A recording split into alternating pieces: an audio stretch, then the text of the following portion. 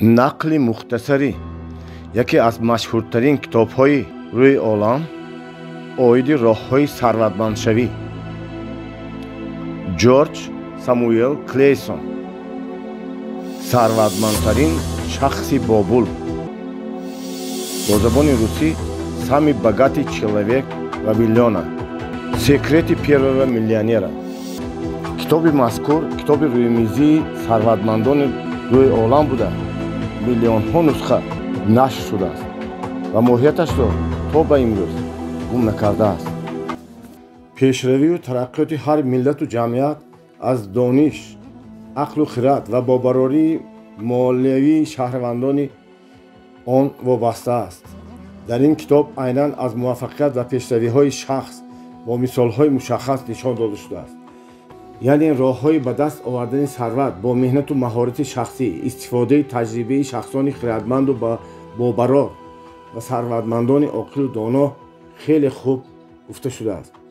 роҳҳои аз камбағалӣ баромадан ва чӣ тавр зиёд кардани сарват, нигоҳ дошта тавонистани он ва чӣ хел сарватманд шуданро хеле содда ва фаҳмо бо қиссаҳои ҷолиби сарватмандшавӣ нишон дода шудааст. бобул Вавилон кишвари хеле бой ба давлати дунёи кӯҳан буд, барои он ки сокинонаш хеле одамони сарватманду хиратманд буданд ва роҳҳои асосии сарватмандшавиро хеле хуб аз худ карда буданд. ҳар яки мову шумо ниятҳову мақсадҳои наҷиб барои ояндаи худу фарзандонамон дар дил мепарварем ва умед мекунем ки китоби сарватмандтарин шахси бобулро мутолиа карда барои иҷрошавии мақсадҳоямон аз маслиҳатҳо ва таҷрибаи китоби мазкур баҳрае гирем. қонунҳои сарватҷамъкуниро омӯхта оянда роҳҳову усулҳои навро пайдо намуда дар зиндагӣ комёбу муваффақ ва шахси бобарор гардем. дар бобули кӯҳан Аркад сарватмандтарин шахс зиндагонӣ мекард. дар бораи ӯ достонҳои зиёде ривоят мекарданд. Аркад саховатмандтарин инсон буд ва ба дигарон, махсусан муҳтоҷон, камбағалон, нодорон ёриҳои амалии зиёде мекард. рӯзе ба назди ӯ дӯстони давраҳои наврасиаш омада гуфтанд: Аркад, ту шахси бобарор ҳастӣ. аз ҳама шахси сарватмандтарини бобул ҳастӣ. аз ҳама нозу неъмати дунё баҳравар мебошӣ. дар давраи мактабхонӣ ту ягон фарқе надоштӣ. ҳамон як муаллим ба ҳамаон дарс медод. чӣ хел шуд ки ту дар байни мо сарватманд шудӣ? чӣ сабаб шуд ки худо ба ту ин хел боигариро, ин хел сарвати калонро муносиб дид? илтимос мекунем ба мо фаҳмон. Аркад гуфт: тақдир ҳамин хел аст. ба ягон кас хушбахтии доимӣ намедиҳад. ҳама бояд худаш омӯзад, роҳҳои пулёбиро ёбад, аз таҷрибаи шахсони бобарор истифода ва қонунҳои зиндагонии серу пурӣ ва осудаҳолонаро ба амал татбиқ намояд. ман аз алгомиш устодам сарватманде ба ивази як хизматашро карданам илтимос кардам ки ба ман роҳҳои сарватмандшавиро омӯзонад. алгомиш ба ман фаҳмонд ки хуб аст ки таҷрибаи кӯҳансолонро омӯзанду истифода баранд. роҳҳои асосии сарватмандшавии ман аз ҳамин сар шуд ки ман дар дил қарор додам ки бояд аъзои баробарҳуқуқи ҷамоии сарватмандон гардам. аз ҳамин сабаб аз ҳисоби даромадам моҳонаам як қисмашро захира намудам. барои ояндаи худам ва ба аҳли оилаам ҳамин як ҳиссаро ҷудо намуда ҷамъ намудам. ту нағз гӯш кун, дар хотир дор ва мағзи гапро фаҳмида аз рӯи он амал намудан шарт ва зарур аст. баъд маблағи ҷамъ намудаатро ба кор андоз, то ки барои ту кор кунад ва ба ту фоида орад. фаҳмидӣ? гуфт алгомиш. оё ҳамаш ҳамин? гуфтам ман. ҳа, ҳамин. агар ту бо ақли солим аз рӯи нишондодҳои ман амал намоӣ, як рӯз мефаҳмӣ ки ман ҳаққи туро 1000 маротиба зиёдтар пардохт намудам. боигарӣ сарватмандӣ ин дарахтест ки аз тухми майда сабзида ниҳол шуда баъд дарахти калон мешавад. аввалин тангаҳои ҷамънамудаи ту ин ҳамон тухмест ки мешинонӣ. ҳар чӣ қадар тухро тезтар шинонӣ, обу озуқа диҳӣ, парвариш намоӣ, тезтар калон шуда фоида меорад. Ва гуфту рафт.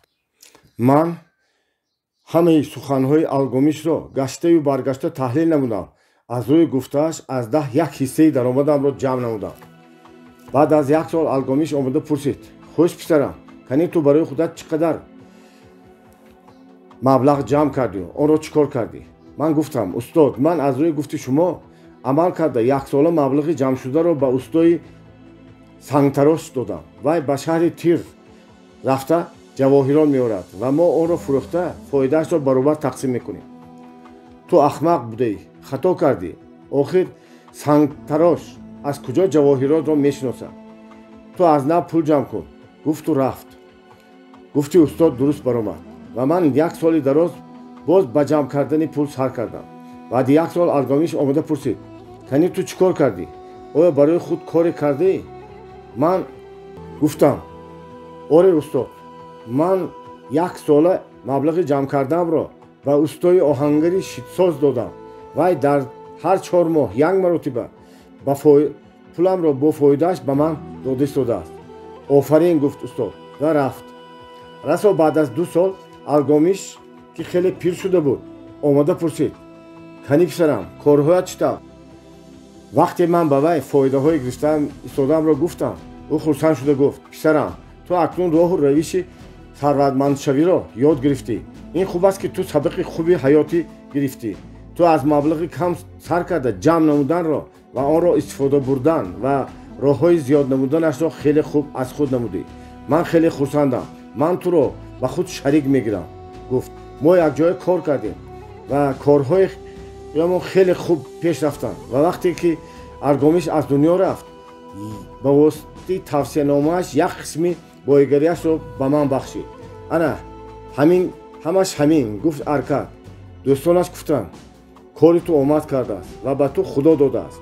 ба фикрам, гуфт Аркад, ба ман омад карданаш ҳамон вақт сар шуда буд, ки ман фикри сарватмандшавиро ният карда будам, ба худ қарор дода будам.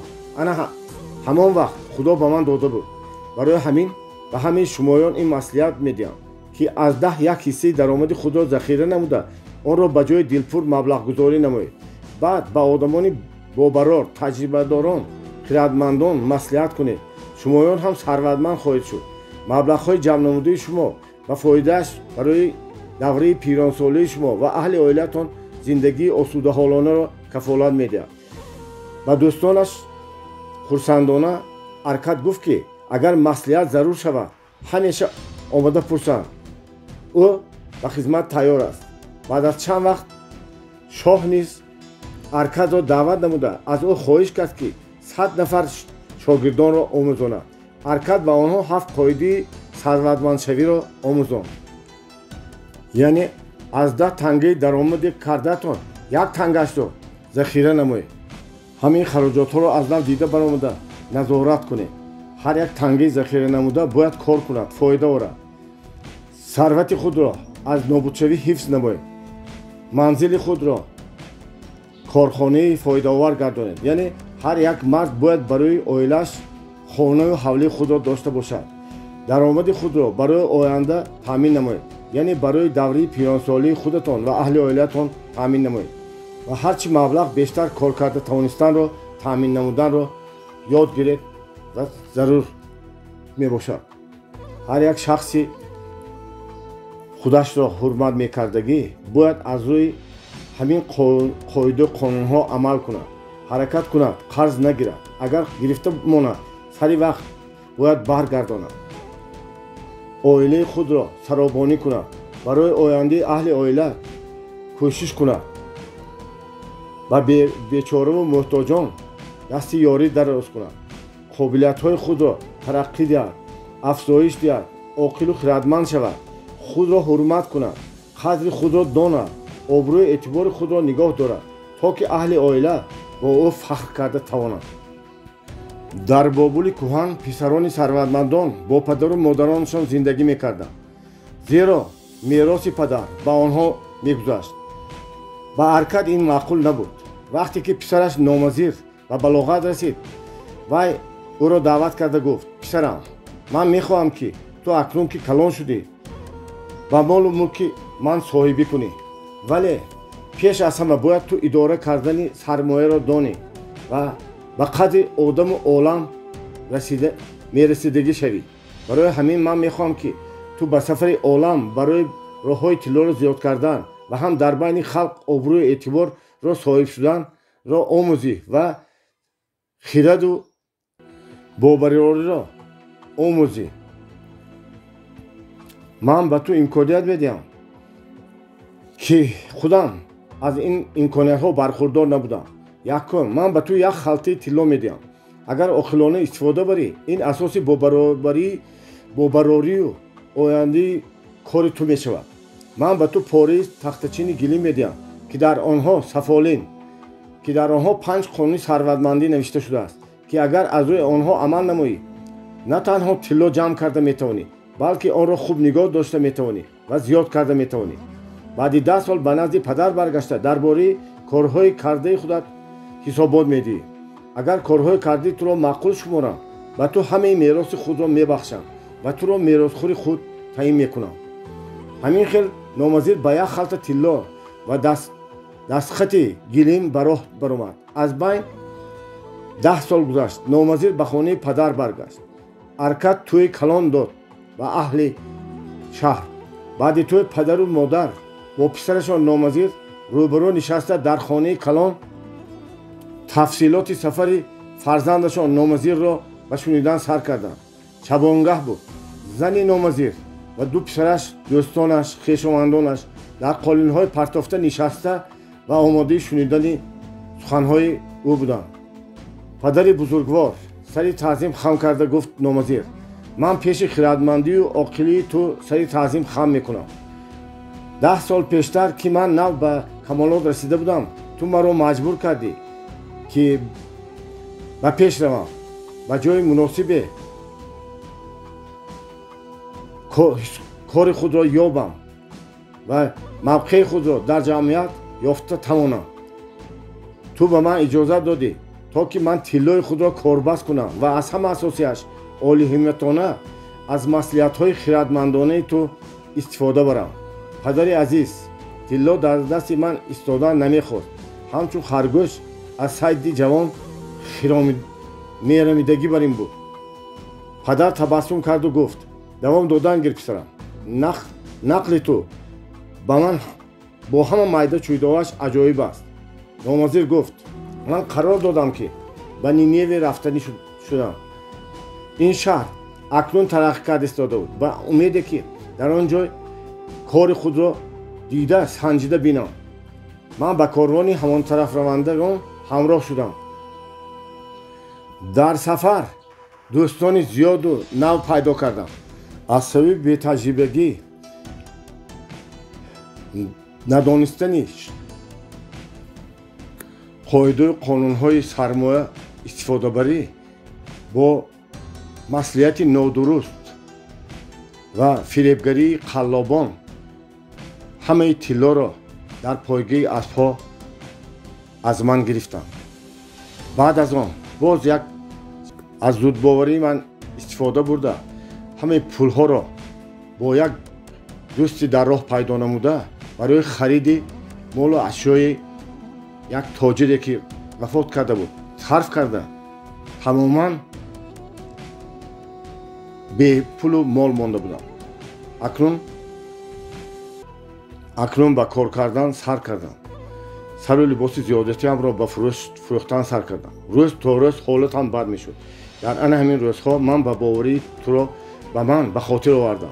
падари бузургворам, ту маро ба кишварҳои дигар гусел карда хости то ки ман оламро бинаму одам шавам ва ман бояд ин боварии туро сазовор бошам. модар сарашро хам карда гӯш карда бо дастонаш рӯяшро пӯшида гирья мекард.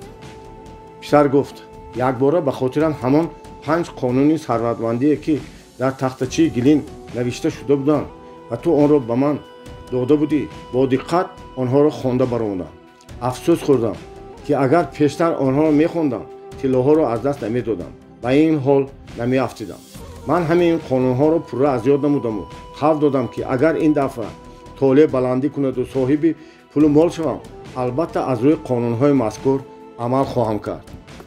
барои фоидаи ҳамин шумоён ман ҳозир ба шумо маслиҳатҳои оқилонии падари бузургворамро ки ба ман 10 сол пеш навишта дода буданд хонда медиҳам. 5 қонуни сарватмандӣ. тилло ба ҳамон тараф майл дорад ки ҳамон шахсе ки аз 10 як ҳиссаи даромадашро ба фардои худу аҳли оилааш ҷамъ мекунад. дуюм, тилло ба тамоми қувва ба ҳамон соҳиби хиратмандаш хизмат мекунад ки он шахс тиллоро ба кори фоиданок истифода мебарад. сеюм, тилло ба ҳимоя муҳтоҷ аст. барои ҳамин эҳтиёткорӣ ва маслиҳати шахсони хиратманд зарур аст. чорум, тилло дӯст намедорад вақте ки вайро ба корҳои нодуруст маҷбуран истифода мебаранд. панҷум, тилло аз дасти одамони бехират ва бефаҳм ки нақшаи дуруст надоранд ё роҳҳои нодурусти сарватгунорӣ истифода бурда мешаванд меравад. ана ҳаминҳо ҳам 5 қонуни сарватмандӣ ки падари бузургвори ман навиштааст.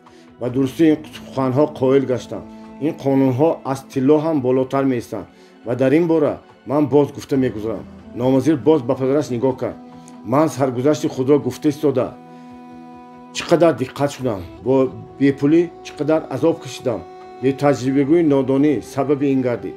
вале дуруст гуфтанд ки поёни шаби сиёҳ сафед аст ва ҳама чизро анҷоме ҳаст. вақте ки ман ҳамчун назоратчии ғуломон ба кор даромадам, азобу уқубати ман поён ёфт.